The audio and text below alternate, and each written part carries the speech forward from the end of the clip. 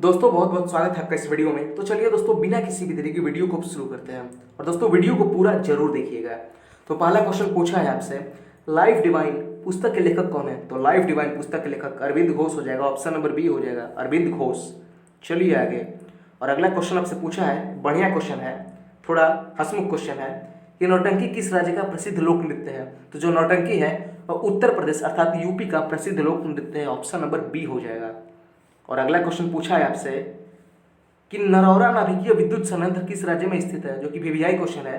तो नरौरा नाभिकीय विद्युत संयंत्र जो है उत्तर प्रदेश में स्थित है, ऑप्शन नंबर बी हो जाएगा उत्तर प्रदेश, राजधानी लखनऊ।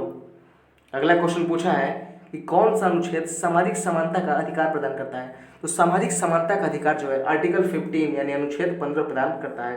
देखिए अनुच्छेद 15 में कहा गया है कि धर्म, जाति, लिंग और जन्म स्थान के आधार पर किसी भी व्यक्ति के साथ कोई भी भेदभाव नहीं किया जाएगा।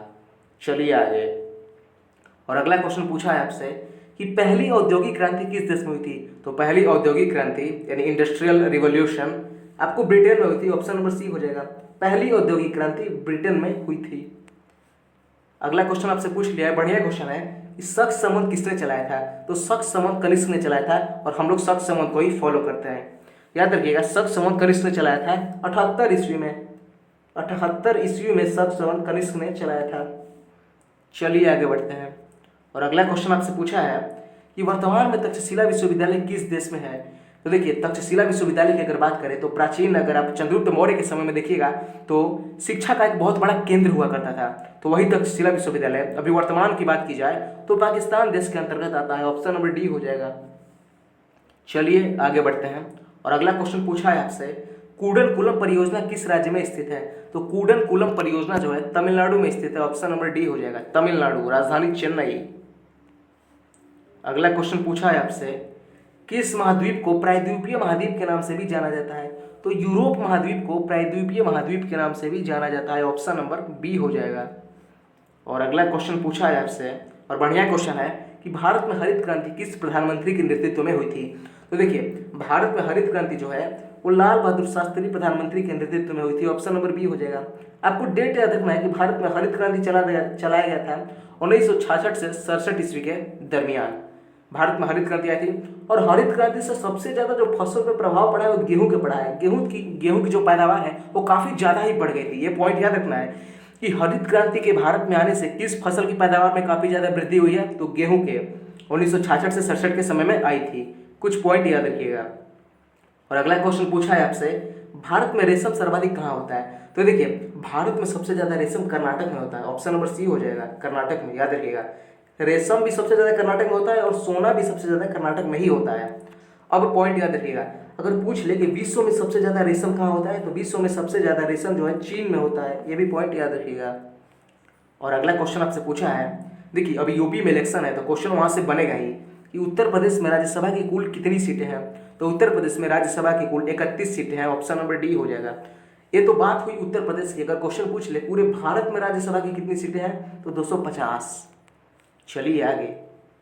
और अगला क्वेश्चन पूछा है आपसे, भारत में बॉक्साइट का सबसे बड़ा उत्पादक राज्य कौन सा है? तो भारत में बॉक्साइट का सबसे बड़ा उत्पादक राज्य उड़ीसा है, ऑप्शन नंबर ए हो जाएगा। उड़ीसा का एक जिला पड़ता है क्योंझर, उड़ीसा का एक जिला पड़ता है क्योंझर, वहां पे सबसे ज्यादा जो है बॉक्साइट का अच्छे मात्रा में उत्पादन होता है।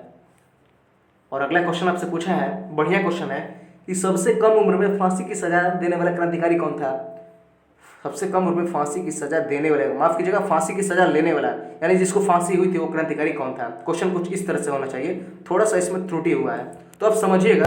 तो देखिए सबसे कम उम्र में खुदीराम बोस को फांसी दी गई थी, ऑप्शन नंबर बी हो जाएगा। खुदीराम बोस को मात्र 18 साल के थे, 18 वर्ष के थे जब इनको फांसी की सजा दी गई थी। बात 1908 ईस्वी की है, बात 1908 ईस्वी की है जब खुदीराम बोस को फांसी दी गई थी। उस समय इनकी उम्र मात्र केवल और केवल 18 वर्ष थी। चलिए आगे।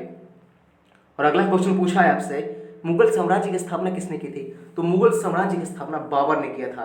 पानीपत के पहले युद्ध में इब्राहिम लोदी को हराकर 1526 ईस्वी में बाबर ने मुगल साम्राज्य की नींव रखी थी और ये साम्राज्य 1526 से चलते चलते 1857 तक चला था। तो ये भी पॉइंट याद रखिएगा कि मुगल साम्राज्य का अंत कब हुआ था? तो 1857।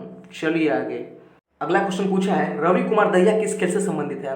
तो देखिए रवि कुमार दहिया जो है वो कुश्ती से संबंधित है, ऑप्शन नंबर बी हो जाएगा। और एक पॉइंट याद रखिएगा कि रवि कुमार दहिया को सिल्वर मेडल अर्थात रजत पदक अभी इनको मिला है टोक्यो ओलंपिक, बात हो रही है 2020 टोक्यो ओलंपिक की। तो क्वेश्चन आपसे पूछेगा कि टोक्यो ओलंपिक में रवि कुमार दहिया ने कौन सा पदक प्राप्त किया था, तो रजत अर्थात सिल्वर मेडल। चलिए आगे। और अगला क्वेश्चन पूछा है आपसे कि भारत में अंग्रेजी शिक्षा की शुरुआत किसने की थी। तो देखिए अंग्रेजी शिक्षा की शुरुआत भारत में लॉर्ड मैकाले ने किया था, ऑप्शन नंबर सी हो जाएगा। और आजकल तो अंग्रेजी का कितना डिमांड है आप खुद ही जानते हैं। और अगला क्वेश्चन पूछा है आपसे कि बांदीपुर नेशनल पार्क किस राज्य में स्थित है। तो बांदीपुर नेशनल पार्क जो है कर्नाटक में स्थित है, ऑप्शन नंबर सी हो जाएगा। एक बांदीपुर पूछता है और एक नागरहोल पूछता है, कर्नाटक से संबंधित है, दोनों ही कर्नाटक में स्थित है। चलिए आगे। और अगला क्वेश्चन पूछा है आपसे पिछौला झील किस राज्य में स्थित है। तो पिछौला झील की बात करें तो राजस्थान में स्थित है, ऑप्शन नंबर ए हो जाएगा राजस्थान। पिछौला झील, डिंडवाना झील की बात करें, पिछौला की बात करें, अगर सांभर की बात करें सांभर, तो ये जितने भी झीलें हैं वो राजस्थान में हैं। चलिए आगे। अगला क्वेश्चन पूछा है अंतरिक्ष का शहर किसे कहा जाता है। तो अंतरिक्ष का शहर बेंगलोर को कहा जाता है, ऑप्शन नंबर ए कर्नाटक की राजधानी बेंगलोर, अंतरिक्ष शहर इसी को कहा जाता है, बेंगलोर को। चलिए आगे बढ़ते हैं। अगला क्वेश्चन पूछा है आपसे ख्वाजा मोइनुद्दीन चिश्ती का दरगाह किस राज्य में है। तो ख्वाजा मोइनुद्दीन चिश्ती का दरगाह राजस्थान में है, ऑप्शन नंबर सी हो जाएगा। किस जगह पर है, तो अजमेर में है। राजस्थान में एक शहर पड़ता है अजमेर, तो अजमेर में ही ख्वाजा मोइनुद्दीन चिश्ती का दरगाह है। चलिए आगे। और अगला क्वेश्चन पूछा है आपसे कि रग्बी फुटबॉल में कितने खिलाड़ी होते हैं। तो माफ कीजिएगा, इसको याद रखिएगा, इंपॉर्टेंट क्वेश्चन है कि रग्बी फुटबॉल में 15 खिलाड़ी होते हैं, ऑप्शन नंबर डी हो जाएगा 15। और अगला क्वेश्चन पूछा है आपसे कि राष्ट्रीय मानवाधिकार आयोग की स्थापना कब की गई थी। तो राष्ट्रीय मानवाधिकार आयोग की स्थापना 1993 ईस्वी में किया गया था, ऑप्शन नंबर डी हो जाएगा 1993। स्थापना वर्ष से भी काफी क्वेश्चंस आ रहे हैं। और अगला क्वेश्चन पूछा है आपसे कि मानवाधिकार दिवस कब मनाया जाता है। अच्छा क्वेश्चन है। तो मानवाधिकार दिवस 10 दिसंबर को मनाया जाता है, ऑप्शन नंबर सी हो जाएगा मानवाधिकार दिवस 10 दिसंबर। और आज का लास्ट क्वेश्चन आपसे पूछा है अर्जुन पुरस्कार किस क्षेत्र में दिया जाता है। तो देखिए अर्जुन पुरस्कार जो है खेल के क्षेत्र में दिया जाता है, ऑप्शन नंबर सी हो जाएगा। और देखिए अभी राष्ट्रपति रामनाथ कोविंद द्वारा काफी लोगों को अर्जुन पुरस्कार अभी हाल ही में दिया गया है, तो अभी न्यूज में है तो क्वेश्चन लगभग पूछेगा ही। याद रखिएगा अर्जुन पुरस्कार खेल के क्षेत्र में दिया जाता है। और एक पॉइंट याद रखिएगा अर्जुन पुरस्कार की शुरुआत कब हुई थी, कई बार पूछा है, 1961 ईस्वी में अर्जुन पुरस्कार की शुरुआत हुई थी। तो चलिए दोस्तों आज का लास्ट क्वेश्चन था। आई होप वीडियो आपको काफी बेहतर लगा होगा।